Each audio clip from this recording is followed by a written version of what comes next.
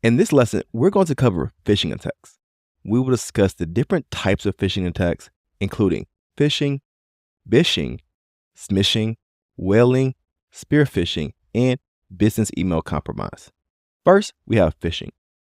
Phishing is an attack that involves sending fraudulent emails that appear to be from a reputable source with the aim of convincing individuals to reveal personal information such as passwords or credit card numbers. These attacks often lure victims with a sense of urgency or fear and will prompt them to click on malicious links or attachments that lead to the theft of sensitive data. Phishing is like a fisherman who casts a wide net into the sea and hopes to catch as many fish as possible. Cybercriminals send out mass email campaigns to hundreds of thousands of email addresses while trying to appear to be from a trusted source in hopes that some recipients will fall for their tricks and click on a malicious link or providing sensitive information. For example, if you click on a link that looks like it's from Google asking you to verify your identity by logging in, and you enter your email address and password, and then the attacker can capture those credentials that you just entered and then use them later on for their own malicious purposes. Second, we have spear phishing. Spear phishing is a more targeted form of phishing that is used by cybercriminals who are more tightly focused on a specific group of individuals or organizations. These attackers will first gather detailed information about their targets in order to make their spear phishing attack more personalized and convincing. This means that spear phishing is more targeted and more sophisticated than phishing, since it uses a higher level of customization to make detecting this type of attack harder and the attack itself potentially more damaging.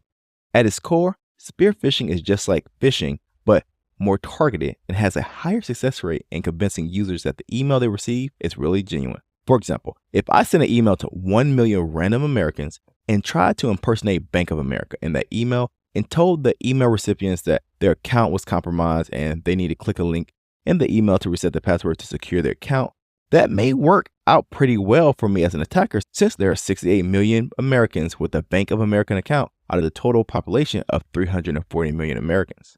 This means that out of every 5 Americans, one of them is a Bank of America customer. But if we conduct this campaign, we would classify it as phishing and not spear phishing, since I just sent emails to 1 million random Americans and hoped that they were a Bank of America customer. Unfortunately for the attacker though, if they sent this to me, it wouldn't work because I have never been a Bank of America customer, so I would instantly recognize this as an impersonation-based phishing campaign. Now, on the other hand, if I had my personal bank account at a financial institution named Dion Savings and Loan, who suffered a data breach over the past year or so that caused their customers' names and emails to be posted on the dark web, then an attacker could pick 500 people from that list and send them a well-crafted and targeted spear phishing email trying to trick them into resetting their password or disclosing other sensitive information to the attacker. Now, notice the difference here. Phishing is the widest net, and the attacker is essentially trying a spray and pray approach by sending out 1 million untargeted emails in hopes that some of those people have an account with the impersonated bank. But with spear phishing, we are only targeting people who are known to have a connection with a specific organization, and the size and scope of our attack is much more limited. The spear phishing emails that the attacker sends is tailored to recipients, and this makes it harder to recognize it as a potential attack vector. It is almost as if the hunter has been studying their prey's habits and behaviors before they craft their attack and strike at their prey. Third, we have whaling. Whaling is a form of spear phishing that targets high-profile individuals like CEOs or CFOs.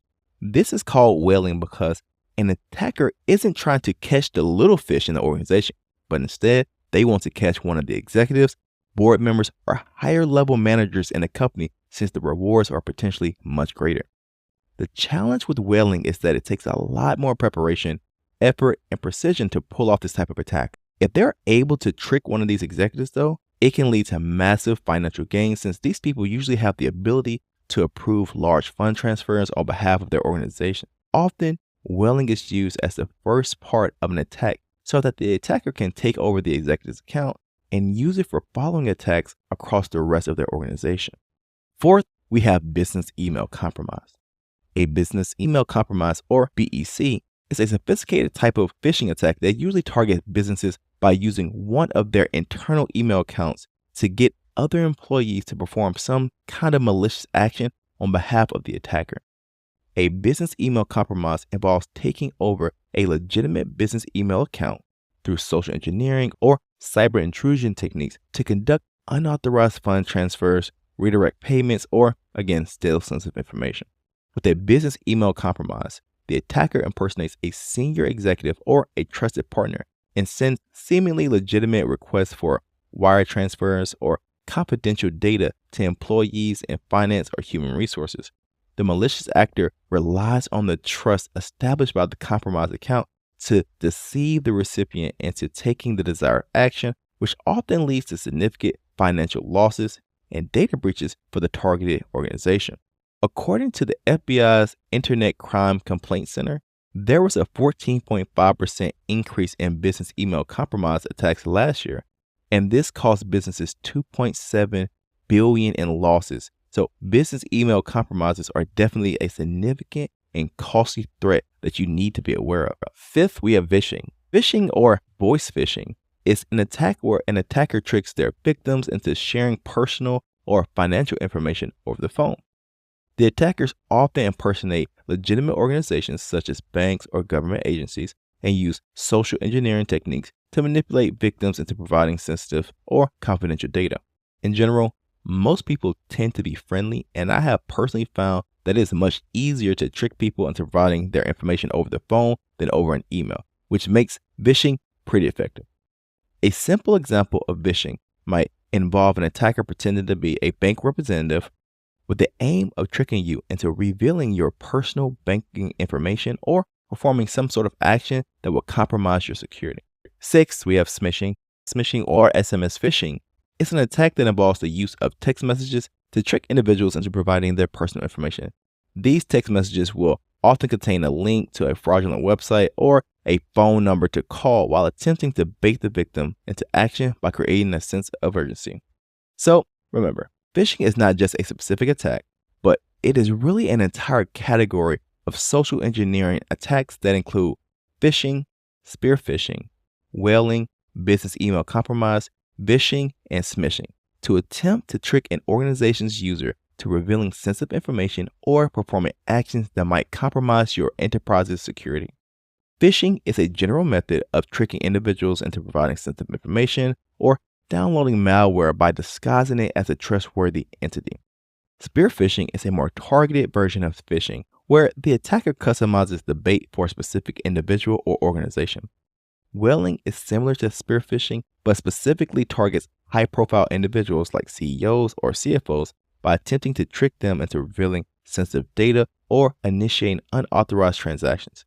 Business email compromise, or BEC, involves impersonating or compromising an executive's email account to deceive the organization into making unauthorized transfers or revealing sensitive information. Phishing, which is short for voice phishing, attempts to trick victims into providing sensitive information over the phone. Finally, smishing uses deceptive text messages to lure victims into downloading malware or revealing personal data. By understanding these different types of threats, you can be well positioned to implement countermeasures to protect yourself and your organization in the digital realm.